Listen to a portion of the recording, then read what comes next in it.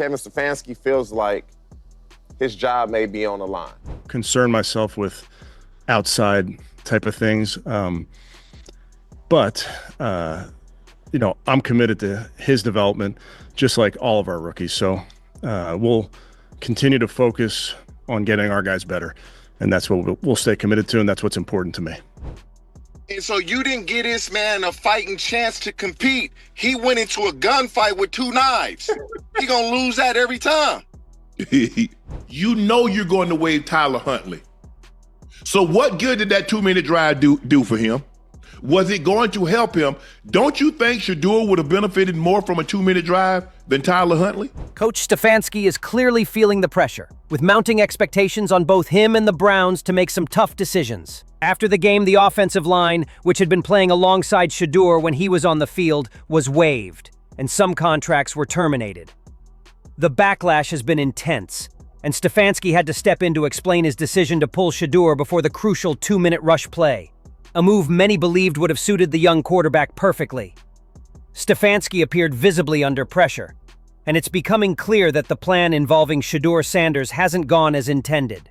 But before we dive into what Stefanski had to say, make sure to hit that like button and subscribe to the channel. Your support helps us give a platform to athletes who truly deserve recognition. Coach Stefanski's explanation was far from convincing, and his shaky voice made it clear that the pressure is getting to him. In his attempt to justify pulling Shadur, he claimed he put Snoop Huntley in for the final 2 minutes to get him tuned. Really? It was obvious that Stefanski was struggling, still trying to push the narrative that Snoop needed that time. Let's be real, Huntley was nothing more than an emergency signing, brought in only because of the team's injuries. He was just filling a temporary role and has no chance of making the roster. Yet, Stefanski chose to put him in, taking Shadur out in the process. The frustration in his voice spoke volumes. He's clearly regretting the decision, and it's evident that this whole situation is unraveling. And did you, I'm sure you kind of answered this last night, but why didn't you keep him in for the 2-minute, or why did you decide to take him out? Yeah, nothing more than decided to give Snoop some work at the end of the game. TJ Hushmanzada, a former Browns player, didn't mince words when criticizing Stefanski's handling of Shadur Sanders. He made it clear that, in all his time with the Browns, he's never witnessed a coach so unwilling to help a player succeed. Yet it seems Stefanski has a personal issue with Shadur. TJ pointed out that the bias was obvious, and warned that if this is indeed the case, the pressure on the Browns organization to let go of Stefanski will only continue to increase. The fans gonna be saying, Shadur our quarterback. Shadur should be our starter. Shadur should be the guy that starts game 1, week 1. Look what he did. They didn't want that to happen.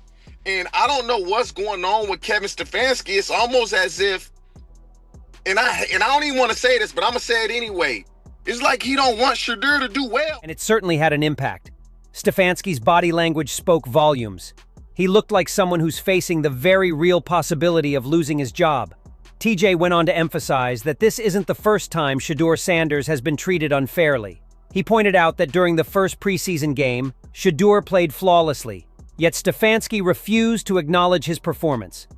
Now, after what happened in the most recent game, it seems Stefanski is trying to make it look like Shadur was at fault, almost as if he's working to validate the coach's stance and prove that Shadur was the one in the wrong. TJ even went as far as to suggest that it almost seemed like they set Shadur up to fail from the very beginning. Well, like when he played well the first game, he was so off-putting, like, oh yeah, well, we'll see what happens next. Like, he played great, man. He exceeded our expectations. He didn't say none of that. And so to me, it's as if they want him to fail so they can justify doing what they want to do. TJ's assessment couldn't have been more accurate. Stefanski's bias was evident right from the start of the preseason. Even though Shadur Sanders put on an impressive performance that impressed everyone, Stefanski chose to ignore it. Instead, he made vague remarks about wanting to develop all of his quarterbacks, completely disregarding Shadur's standout performance. It was clear as day that Stefanski had no real intention of allowing Shadur to succeed in Cleveland. Now the pressure is squarely on Stefanski, who appeared determined to push Shadur out of Cleveland. Ironically, it's Stefanski himself who now finds his position in jeopardy. The coach, who once refused to address the issue and criticized Shadur without proper reason, is now backpedaling and claiming he'll focus on developing Shadur Sanders. This abrupt change in stance is a clear indication that Stefanski is feeling the mounting pressure from fans. Concern myself with outside type of things. But I'm committed to his development, just like all of our rookies. So we'll continue to focus on getting our guys better. And that's what we'll stay committed to, and that's what's important to me. It's not just the fans.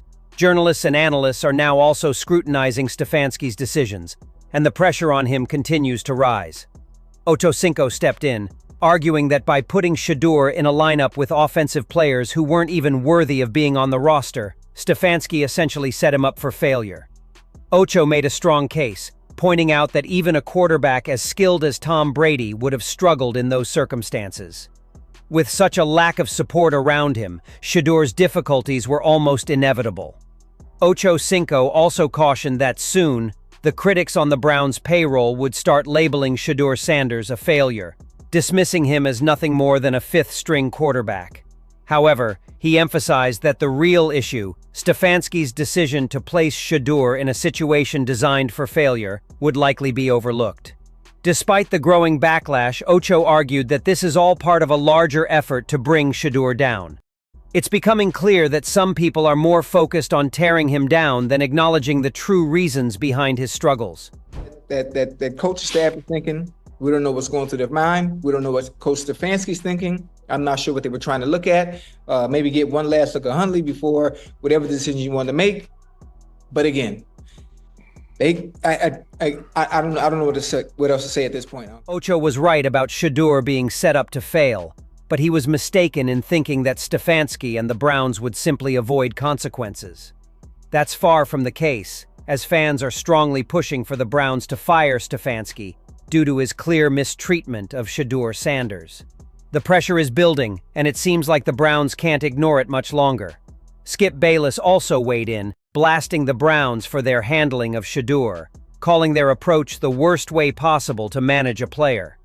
He highlighted a troubling trend, pointing out that Shadur has been consistently mishandled by both Stefanski and the organization. According to Skip, this isn't just a one-off mistake. Shadur hasn't been given the opportunities or the support he needs to succeed.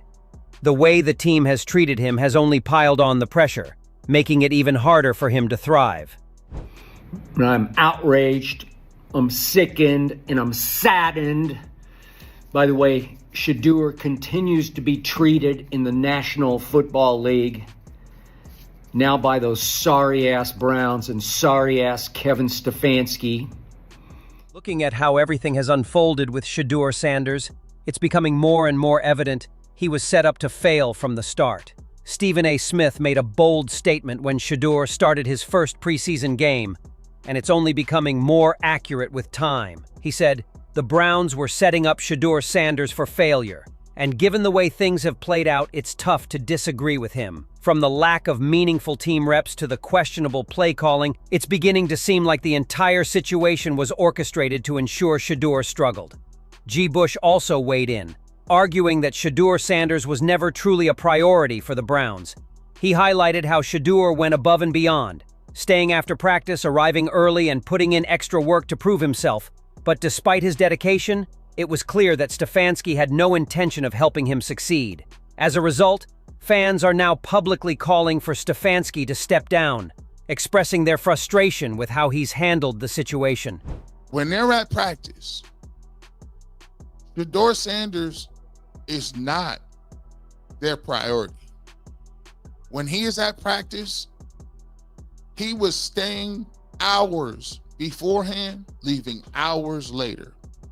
The situation surrounding Shadur Sanders has spiraled into a full-blown controversy, and it's clear that Stefanski's decisions have played a significant role in this. From the very beginning, it seems Shadur was set up to fail, with questionable coaching choices, limited opportunities, and a lack of support from the Browns organization. Despite his relentless efforts to prove himself, arriving early, staying late, and working hard to improve, Stefanski's actions suggested that he wasn't interested in helping Shadur succeed. The backlash from fans, analysts, and former players like TJ Houshmandzadeh and Ocho Cinco has only grown louder, with many calling for Stefanski's resignation. It's become evident that the mishandling of Shadur Sanders is not just a one-time mistake, but a pattern of behavior that has hindered the young quarterback's development.